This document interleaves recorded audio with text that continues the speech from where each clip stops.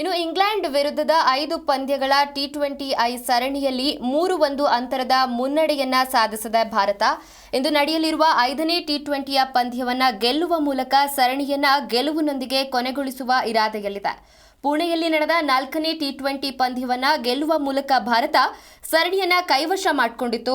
ಈ ಮೂಲಕ ಭಾರತ 2019ರಿಂದ ಇಲ್ಲಿಯವರೆಗೂ ತವರಿನಲ್ಲಿ ಅಜೇಯ ಓಟವನ್ನ ಮುಂದುವರೆಸಿದ್ದು ಸತತ 17ನೇ ಟಿ20 ಸರಣಿಯನ್ನ ತನ್ನ ತೆಕ್ಕೆಗೆ ಹಾಕಿಕೊಂಡಿತ್ತು.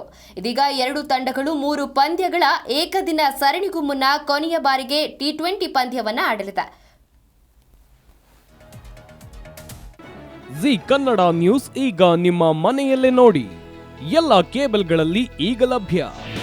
ನಿಮ್ಮ ನೆಚ್ಚಿನ ಜಿ ಕನ್ನಡ ನ್ಯೂಸ್ ಈಗ ಸನ್ ಡೈರೆಕ್ಟ್ ನಲ್ಲಿ number 292, Tata Play number 1664, Jio TV number 1334, NXT Digital number 30, N cable number 30, City Networks 51, U Digital number 162, GTPL number 17, Rockline Telecommunications number 42, Shri Basaveshwara cable number 168, rural cable network 60, Vinayaka digital 57, Abhishek cable 821, city channel 53, Siddeshwara cable network 57, ವಿ4 digital infotech 628, Surya digital networks 53, Gajanan digital number 836, Malnad infotech private limited number